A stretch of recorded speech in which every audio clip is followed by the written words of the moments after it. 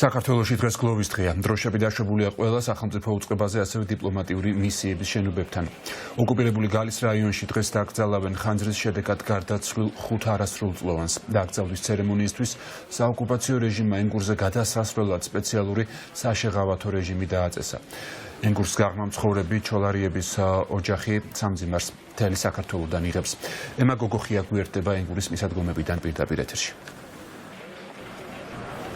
საბერიოში მომხდარი ტრაგედიის გამო სახელმწიფო დროშები დაშვებულია და გლოვის დღედ არის გამოცხადებული. დღეს ოკუპირებული აფხაზეთის სოფელ საბერიოში 5 ანგელოზს დაკრძალავენ. 100-მდე პირის ვინაობა არის შეთანხმებული აფხაზურ ადმინისტრაციას და მათ აქვს საშუალება ოკუპირებულ სოფელ საბერიოში დაკრძალვას დაესწრონ და გარდაცვლილ ბავშვებს პატივი მიაგონ, ხოლო ის ადამიანები, ვინც ვერ ახერხებს ოკუპირებულ ტერიტორიაზე გადასვლას, საღმრძლო დაწესებულებაში, ანუ სკოლაში, სადაც ისინი სწავლობდნენ, სამგლოვიარო კუთხე არის მოწყობილი და იქ მიაგებენ გარდაცვლილ ბავშვებს პატივს. დღეს აფხაზეთში დე-ფაქტო ხელისუფლებამაც დროშები დაუშვა და გლოვის დღედ არის გამოცხადებული.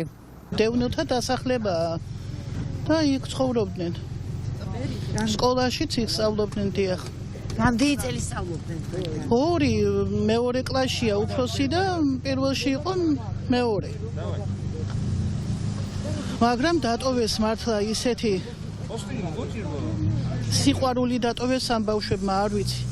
მოჭირჭიკე მერცხლები, ეზოს. საშინელება არ ვიცი, რა ვთქვა, არ ვიცი. ემილია იყო ჩემი მოსწავლე, მეორე კლასელი.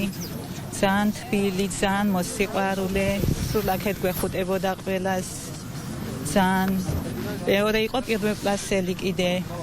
და დღეს სკოლაში კუთხე ამოწყობილი ბავშვები, მშობლები, მასწავლებლები პატივს მიაგებენ და ეზოში ჩასახლებაა დევნილების და ყველა მეზობლები და ვინც აქეთ ვერ გადმოდის, იქ მიაგებენ პატივს. გადასვლა შევათანხმეთ და დაგვთ ესდება, რომ თავისუფლად გადავსულიყავით იქით დაკრძალვაზე. საზარელი ტრაგედია 5 იანვარს მოხდა, მაშინ როდესაც ბებია შეეშალა საწვავი და ნავთის ნაცვლად ღუმელში შეასხა ბენზინი. ალმოდებული სახლიდან ბავშვების გამოყვანა მეზობლებმა ვერ შეძლეს და ხანძარს 5 ბავშვის სიცოცხლე შეეწირა. მომხდარ ტრაგედიას უსამძიმრებ ოჯახს და სრულიად საქართველოს.